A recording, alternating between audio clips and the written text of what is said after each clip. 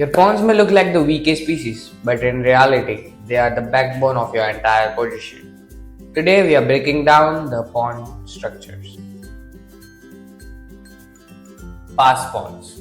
What are the pass pawns? Pawns which cannot be stopped from promoting, those are the pass pawns. So, in this position, black have the quantity of the pawns and white have the quality of the pawns. Like white just have one pawn, but it is a passed pawn, right? Like means it cannot be stopped from promoting. So I just play a6. Even if you stop by the king, it cannot be stopped. Even if you just compete with the white promoting pawn, it's not possible to do it. White will just promote, and now you can easily win by killing the pawns of the black pieces, and then you can just do the checkmate to the king. Isolated pawns. What are the isolated pawns? Pawns which are not connected. Those pawns are known as isolated pawns. So how it can be disadvantage to you? Let's suppose like if I just push this pawn in this position, I take now.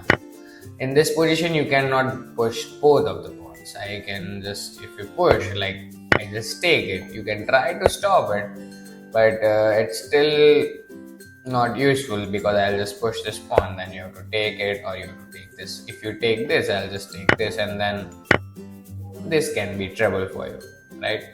And if you just take this pawn, I'll just push it, and now still it's a trouble for you. Like if you push this pawn, there's a passer. If you don't push pawns, like if you just kill it, still you have to just take it. Now there is a passer.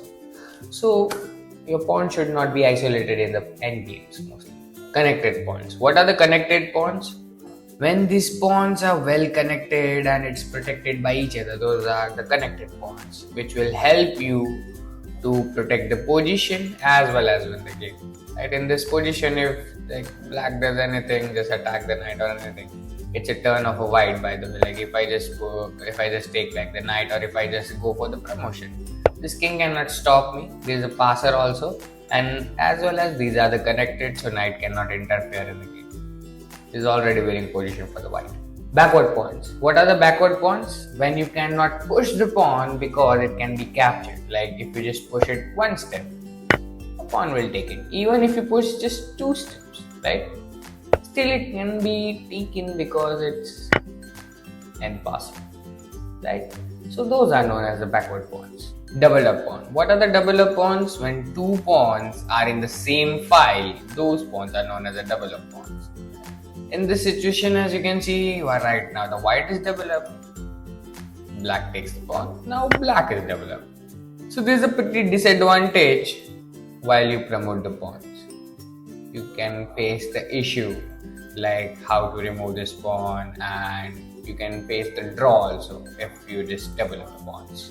Hanging pawns. What are the hanging pawns? Pawns which are not protected or not connected, those pawns are known as hanging pawns. In this situation, it's black's turn, and now both pawns are hanging. If I just take the one pawn, it's check. Then one will move, and now I can just move here. Now there's no way you can protect this pawn. So you should never let your pawn hang in the end games or in the mid games also. Pawn majority. What is pawn majority? When there are more pawns on the one side, it is known as a pawn majority. So there's an easy winning position for the white.